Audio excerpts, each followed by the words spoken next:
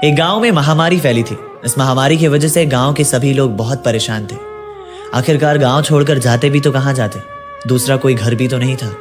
एक स्त्री की मृत्यु इसी महामारी की वजह से हो गई। उसका पति अपने 4 साल के बेटे को लेकर ट्रेन में चढ़ा, क्योंकि किसी ने कहा था कि तुम्हारी पत्नी की मृत्यु हो गई है, उसके मोक्ष की प्राप्ति के लिए भगवान के धाम जाकर प्रार्थना करना, और जब भगवान से नजरें मिलाकर तुम उन्हें देखोगे तो तुम्हें और तुम्हारे बच्चे को बहुत सुकून मिलेगा। वो भगवान के धाम के लिए निकल तो पड़ा, और जब स्टेशन पर पहुंचा तो एक फूल वाले के यहाँ से उसने फूल लिया और अपने बेटे को छांव में खड़ा कर दिया। तो बाजू वाले ने कहा कि हटा अपने बेटे को, फूल उसको क्या से ले रहा है और छांव मेरे क्या से। उस व्यक्ति ने कहा कि भगवान सब कुछ देख रहा है। उसने अपने बेटे को कंधे पर उठाया और दर्शन के लिए निकल गया। इस भगवान की महिमा की वजह से उस मंदिर पर हर रोज हजारों की भीड़ इकट्ठी होती। हजारों की संख्या में लोग हर रोज आते और लाइन में लगकर धक्के खाकर दर्शन करने जाते। उन्हीं लाइन में ये व्यक्ति भी अपने बेटे को लेकर खड़ा हो गया। कड़कड़ाती धूप में लाइन धीरे धीरे आगे बढ़ रही थी। मंदिर के पास पहुंचने ही वाली थी कि धूप में ही अचानक से ये लाइन रुक सी गई। इसका बेटा भूख से बिलख रहा था। तभी पता चला कि एक वीआईपी आई है और जब तक वो दर्शन करके नहीं जाते तब तक लाइन आगे नहीं बढ़ेगी। और साथ ही ये भी पता चला था कि 1.5 लाख का 56 भोग का प्रसाद चढ़ाया गया था। सामने लगे टीवी पर उसका बेटा ये सारी तस्वीरें देख रहा था। वो प्रसाद, वो पकवान और वो 56 भोग वो टीवी स्क्रीन पर दिखाए जा रहे थे। वो बेटा अपनी डबडबाई आंखों से उसे भूखी नजरों से देखे जा रहा था। जब उसके पिता ने ये देखा तो उसे अपने कंधे पर बिठा लिया और कहा कि बेटा सो जा, देख सपने में यही प्रसाद तुझे खाने को मिलेंगे। उसका बेटा सो जाता है और तभी अचानक से थोड़ी देर बाद बड़ी तेजी से लाइन बढ़ती है। जब तक अंदर जाता है तो गार्ड चिल्लाते हुए सबको कहता है कि आगे बढ़ो, आगे बढ़ो, अब दर्शन जल्दी जल्दी दर्शन करो।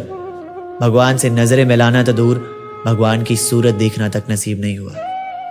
तभी अचानक से इस व्यक्ति के कान में एक आवाज आई कि अपने गांव वापस लौट जाओ, अपने घर वापस चले जाओ, मैं तुमसे स्वयं मिलने आ रहा हूं। उस व्यक्ति को लगा कि ये सच में भगवान थे या मेरा भ्रम था, लेकिन फिर भी वो अपने गांव चला गया।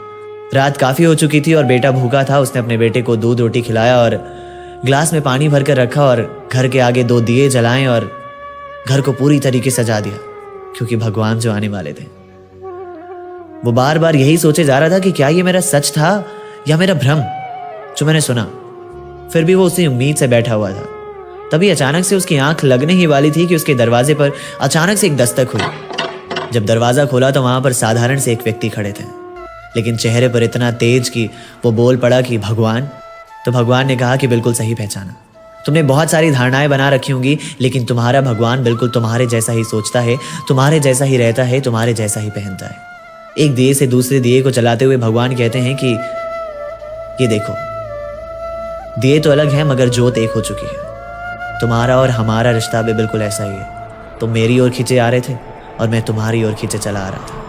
तुम्हारा भगवान तुम्हारे जैसा इसलिए रहता है ताकि तुम्हारी सभी दुख तकलीफों को समझ सके। तुम्हारे बीच, तुम्हारे आसपास हर वक्त रहता है। सिर्फ तुम्हारी वजह से मैं इस गांव में आया हूँ। अगले 1 सप्ताह तक गांव से महामारी का नामो निशान तक मिट चुका था। गांव के सरपंच भी काफी हैरान हो चुके थे कि आखिर ये हुआ कैसे। हर साल अब वो पिता अपने बेटे को लेकर मंदिर जाते और भगवान से कहते कि भगवान आज हमारे घर आ रहे हो ना, सिर्फ न्योता देने आए थे।